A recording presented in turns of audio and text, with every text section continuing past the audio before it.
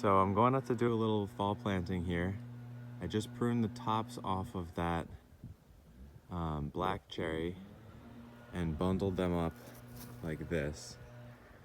And that is going to be my deer protection, or at least most of it. I've got some peaches, I've got chestnuts, black currants, and a whole bunch of cardoon crowns and comfrey cuttings, sochan, a few other things, all in a wheelbarrow. I've got my planting spade hidden in there. I've got pruners, and I am gonna go far out of sight into the middle of that field to a little island that I've been planting a little bit every year, but this time it's gonna get a little bit more serious of a treatment. So I'll just explain how I do that in heavy deer territory. So here I am standing on top of what I call the island. This is down really in the middle of the farm fields, and the house where all the nursery stuff is all the way up there by that pine tree. And so this is all the farm fields where we grow mostly vegetables. And these fields are all really too low to grow big trees. Sort of hard to see right here, but these low spots in the muck, they would rot out pretty much most perennial roots. In the winter, usually the soil is saturated, at least for part of the winter. This little island that I'm on, though, is quite a bit higher than grade of the fields. So here I am at grade with that little cornfield, and the island is probably, let's say, 4 feet up from that. You can hear the mallards in the distance. They're in the ditch over there. And the nursery beds didn't really work out super well out here. It was, I think, mainly voles that took all the seeds, and I'm sure that it could work, but being that it's so far from the house, this is just classic permaculture design. You're not gonna have this be a zone 1 type of garden. So I changed my mind and said, all I want to do is plant some plants that are going to be out here and live their permanent lives here, and then we'll harvest the fruit and nuts, and potentially, if we don't, the wildlife will at least. So this is the only thing that's planted. This is actually a moonrise pear from Oikos in its 2nd year. We'll see how that does. Nice and spiky. That's why I wanted it out here to keep the deer off, which it has done. 0 deer protection. So the other stuff I'm planting today is definitely more palatable for deer. So I'm gonna use the black cherry and maybe some of this European buckthorn, cut them off and stick them around the trees to protect them. So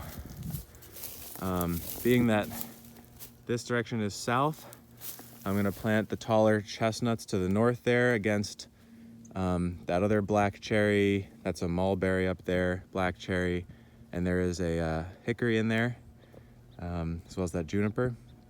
So I'm gonna plant the chestnuts on the back there, and then I'll do a row of peaches here, and they're gonna be surrounded by some comfrey, some cardoons, and a couple other things, sochan, and hopefully this will be a little island that becomes a little bit better managed than just goldenrod and mugwort. So I'll get into it, and then I'll do an update as I'm planting. Important, remember when you're planting the tree, don't just push it down like this.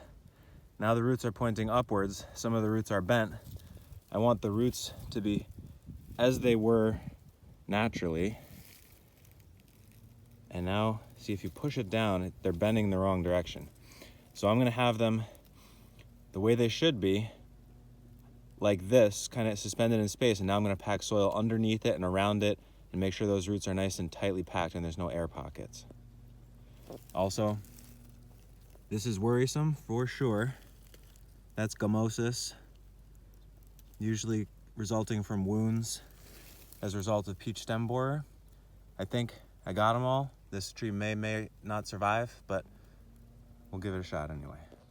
Around the plants that are gonna be in a weedier spot, I'm just opening a hole, getting a comfrey, nice solid big comfrey root fragment in there, and then just gently backfill with soil.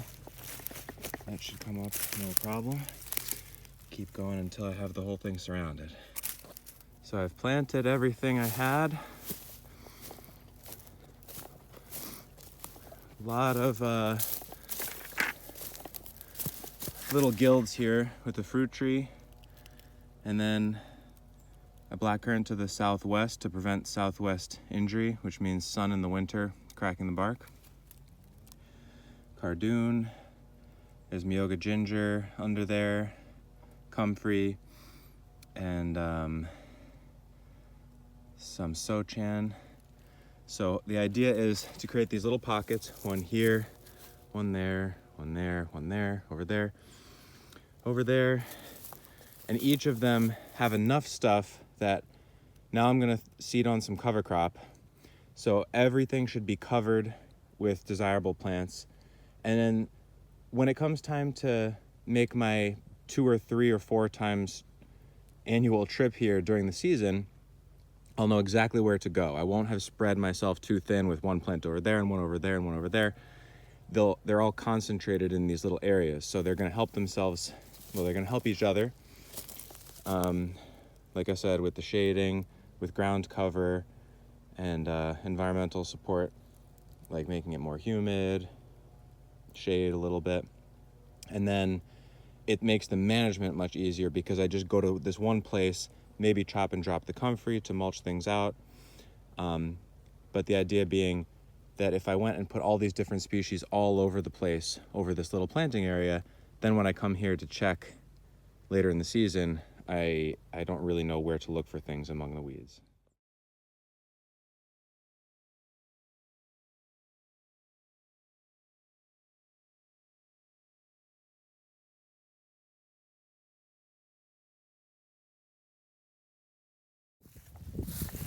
Sure enough, I ran out of protection stakes before I finished my trees, but no problem because there's plenty here.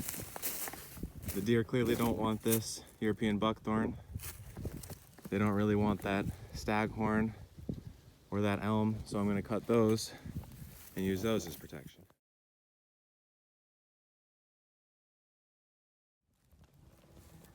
So you can see that chestnut is really well hidden in there. I could go more. I don't even think I need to. Maybe I'll do one more, but you don't have to buy anything. You don't even have to transport anything because it's right there. It's biodegradable. The plant can grow right through it, so you really never need to touch it again. For zone 3, 4 plantings, it's pretty hard to beat. And the great thing about it is that, from my experience, you don't need to worry too much about which species or even whether it's thorny, although thorny usually is pretty good. But you could use mugwort. You just have to find out what's there. I mean, it's literally that simple. Whatever's there in abundance that the deer are not eating is what you're going to use for this method. And it works really well. And this is prime deer habitat. We'll check back in the spring, but I've planted enough stuff down here in this way now that I am pretty darn confident in it. So anyway, less than an hour's work. Planted this whole spot with about 8 trees and maybe 30 root cuttings, and with a few trips down here to manage next spring and into the season, with no mulch other than the weeds from last year, I think we're going to be looking at a pretty much transformed area. Although I don't want to downplay that this area did receive a lot of soil loosening and weed removal a year prior to that. So it's not as though this is just going into, undisturbed ground. It had been disturbed, and these are the annual weeds growing, well, some perennials, but annual weeds growing back that first year that are going to be the mulch for the new, hopefully, emerging ecosystem.